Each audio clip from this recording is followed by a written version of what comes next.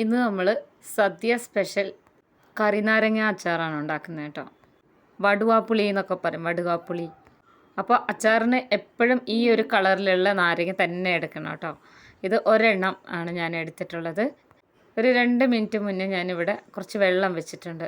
അങ്ങനെ അളവൊന്നുമില്ല കേട്ടോ. തിളച്ച വെള്ളത്തിലേക്ക് ഈ കറിനാരങ്ങ ഒരു 2 മിനിറ്റ് ഇതുപോലെ ഇട്ട് കൊടുക്കണം. അപ്പോൾ അതിൻ്റെ ആ തൊലിയൊക്കെ ഒന്ന് സോഫ്റ്റ് ആവാൻ വേണ്ടിയിട്ടാണ് കേട്ടോ.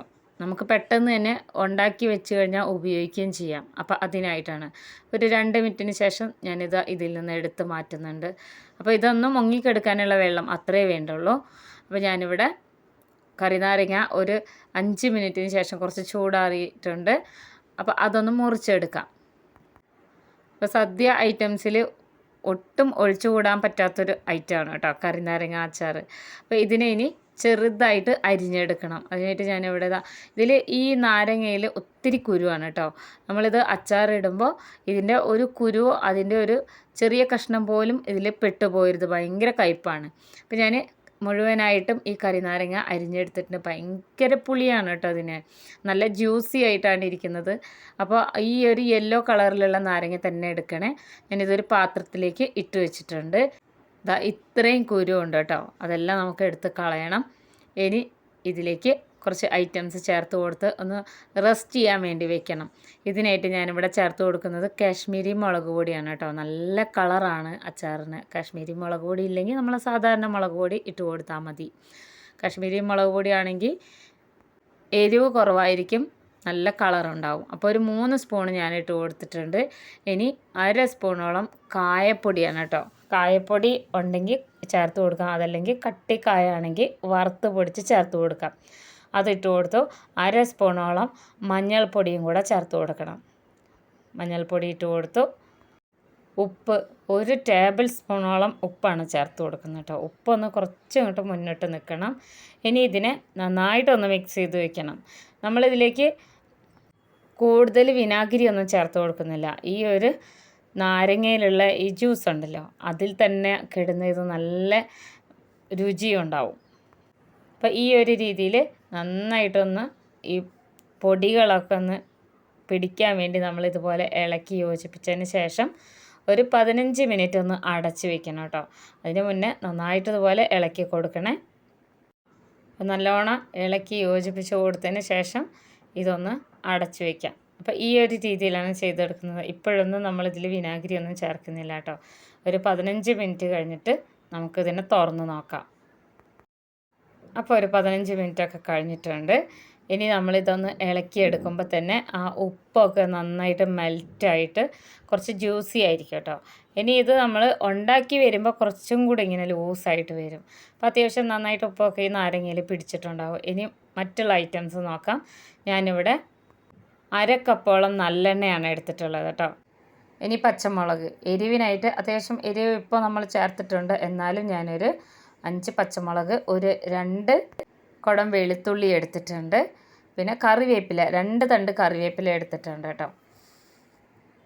ഇനിയൊരു 2 സ്പൂണോളം ഉലുവയാണ്. ഉലുവ നമ്മൾക്ക് ആദ്യം തന്നെ ഒന്ന് ചൂടാക്കി ഒന്ന് പൊടിച്ചെടുക്കണം കേട്ടോ. അതിനായിട്ട് ഞാനിവിടെ ഒരു കടായി വെച്ചിട്ടുണ്ട്.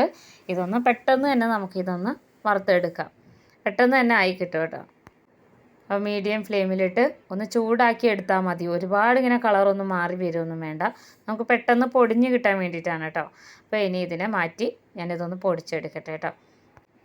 അപ്പോൾ പച്ചമുളക് ഞാനിവിടെ അരിഞ്ഞ് വെച്ചിട്ടുണ്ട്, ഉലുവ പൊടിച്ചും വെച്ചിട്ടുണ്ട്. ഇനി ഞാനിവിടെ സ്റ്റൗ ഓണാക്കി ഒരു ചട്ടി വെച്ചിട്ടുണ്ട് കേട്ടോ. ഇതിലേക്ക് ചട്ടി നന്നായിട്ട് ചൂടായി വരുമ്പോൾ നമ്മൾ എടുത്ത് വെച്ചിട്ടുള്ള നല്ലെണ്ണ ഇതിൽ ചേർത്ത് കൊടുക്കുകയാണ്. ഇതിലേക്ക് 1/2 സ്പൂണോളം കടുകിട്ട് പൊട്ടി വരണം. നല്ലോണം ഈ കടുകൊന്ന് പൊട്ടി വരുമ്പോൾ നമ്മൾ നേരത്തെ എടുത്ത് വെച്ചിട്ടുള്ള വെളുത്തുള്ളിയാണ് കേട്ടോ ഇട്ട് കൊടുക്കുന്നത്. വെളുത്തുള്ളി വേണമെങ്കിൽ നമുക്ക് 2ആയി മുറിച്ചെടുക്കാം. ഇനി ഇതിലേക്ക് പച്ചമുളക് ചേർത്ത് കൊടുക്കുകയാണേ. കറിവേപ്പിലയും കൂടെ നമ്മൾക്ക് ഇതുപോലെ തന്നെ ചേർത്ത് കൊടുക്കാം.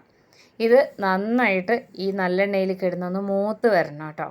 ഇത് നമുക്ക് കുറച്ച് എടുത്ത് വെക്കാൻ പാകത്തിനാണ് ഉണ്ടാക്കിയെടുക്കുന്നത്. അപ്പോൾ ഇതൊരു 1 മാസം ഒന്ന് ഇരുന്ന് കഴിഞ്ഞാലൊന്നും പെട്ടെന്ന് കേടാവാത്ത രീതിയിൽ ഉണ്ടാക്കിയെടുക്കുകയാണ് കേട്ടോ. അപ്പോൾ അത് അത്യാവശ്യം നന്നായിട്ട് ഇത് ആയി വന്നിട്ടുണ്ട്.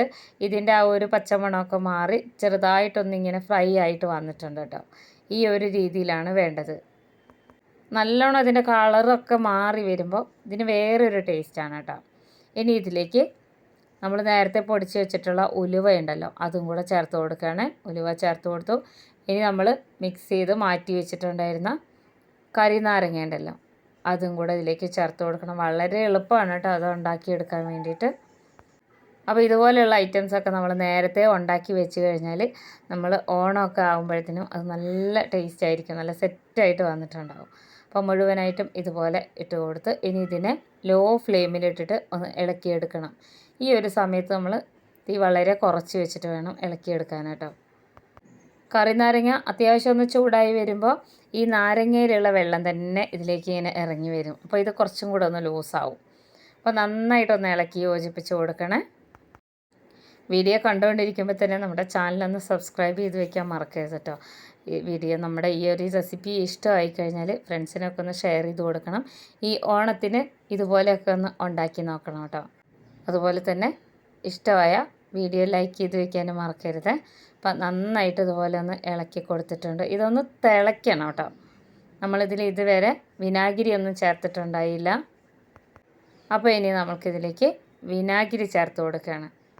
നല്ലോണം ഒന്ന് തിളച്ച് വന്നപ്പോൾ തന്നെ കുറച്ച് ലൂസായിട്ടുണ്ട്. അതിൻ്റെ കൂടെ തന്നെ ഒരു 5 ടേബിൾ സ്പൂണോളം, 1/4 ഗ്ലാസ്സോളം കേട്ടോ, അളന്നെടുക്കുകയാണെങ്കിൽ 1/4 ഗ്ലാസ്സോളം വിനാഗിരിയും കൂടെ ചേർത്ത് കൊടുക്കണം.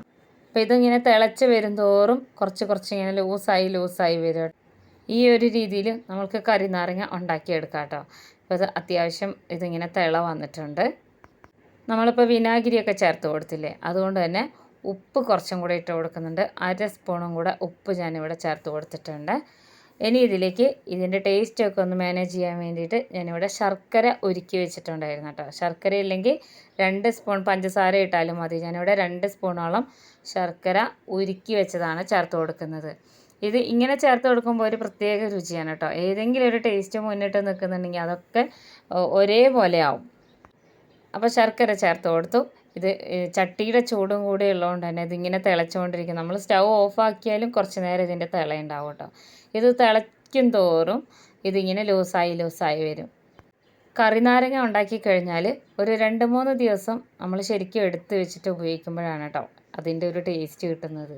അപ്പോൾ നമ്മുടെ കറിനാരങ്ങ ഇവിടെ റെഡി ആയിട്ടുണ്ട്. നമുക്കിനി സ്റ്റൗ ഓഫ് ചെയ്ത് വെക്കാം കേട്ടോ. അപ്പോൾ സ്റ്റൗ ഓഫ് ചെയ്ത് വെച്ചിട്ടാണ് ഇപ്പോൾ ഉള്ളതെങ്കിലും നല്ലോണം തിളയ്ക്കുന്നുണ്ട് കണ്ടോ. ഈ ഒരു രീതിയിലാണ് ഇപ്പോൾ കറിനാരങ്ങ ഉള്ളത്. അപ്പോൾ എല്ലാവരും ഉണ്ടാക്കി നോക്കണേ. വളരെ ടേസ്റ്റി ആയിട്ടുള്ളൊരു ഐറ്റമാണ് കേട്ടോ കറിനാരങ്ങ അച്ചാർ. ഇനി ഇതൊരു അരമണിക്കൂർ ഒന്ന് അടച്ചു വെച്ചതിന് ശേഷം നമുക്ക് തുറന്ന് നോക്കാം. വളരെ ടേസ്റ്റി ആയിട്ടുള്ള കറിനാരങ്ങ അച്ചാർ ഇവിടെ റെഡി ആയിട്ടുണ്ട്. അപ്പോൾ ഈ ഓണത്തിന് എല്ലാവരും ഉണ്ടാക്കി നോക്കണേ. അപ്പോൾ ഇതുപോലെയുള്ള ഈസി ഓണം റെസിപ്പീസുമായിട്ട് അടുത്ത വീഡിയോയിൽ